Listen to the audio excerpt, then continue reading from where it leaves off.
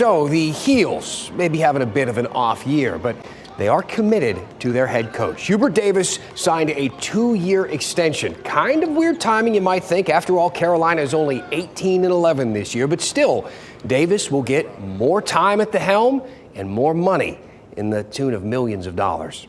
Naturally, I had a few questions about this, so I brought them to WRAL investigative sports reporter Brian Murphy. Time for another installment of one of our newest segments. Let's take it to Murph's Turf.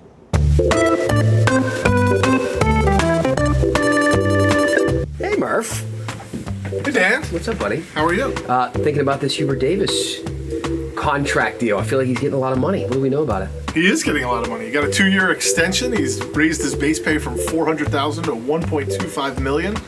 Pushes the overall package over $3 million when you include everything. So correct me if I'm wrong, they're not really playing that well this year. It seems like an odd time to give somebody a more than 100% pay increase.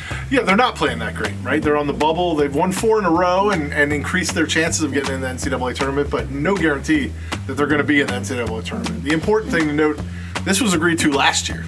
Agreed to last July, signed in December. If you remember last year, UNC won the ACC regular season title, was the #1 seed in the NCAA tournament, lost in the Sweet 16.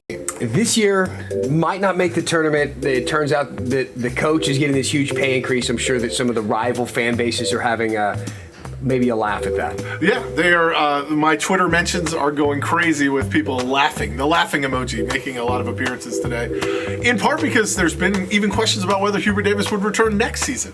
Obviously, this ends all that speculation, but up and down seasons for Hubert Davis at UNC. He's been a hot and cold coach. He's either making a push and people are talking national championship, or they're discussing whether or not they're even going to make the tournament. So is he worth this money? Is he a good coach? I mean, it's just really hard to tell at the moment, right? They made the Final Four. They beat Duke.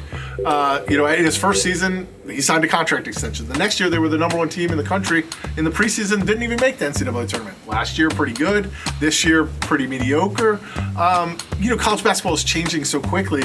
Before the contract came out, it came out that he had hired a general manager. Like, UNC is investing in this program. They know they have to make some changes. Let's talk about GMs for a minute, because people should know that's relatively new to the college sports landscape. Why do colleges need GMs now? The job is just so much more than being a head coach, right? You have to deal with the transfer portal, which means you've got to scout the entire country. You've got to deal with contract demands, quite frankly, from your players. How much of your resources do you use to keep this guy? How much do you use to bring somebody in from another school? And then there's all the NIL opportunities outside of that. Are you getting enough opportunities for your players to keep them happy? All of this is a heavy demand on a head coach and even on assistant coaches. So they're bringing in general managers. UNC brought in Jim Tanner. He's an alum. He's an NBA agent with a vast Rolodex, many, many clients, including Tim Duncan, Grant Hill, Vince Carter, and a slew of UNC athletes as well. Davis is getting the big payday. What about this new GM? What's he getting paid? We don't know yet, but I'm still looking. All right. Thanks, Murph. Thanks.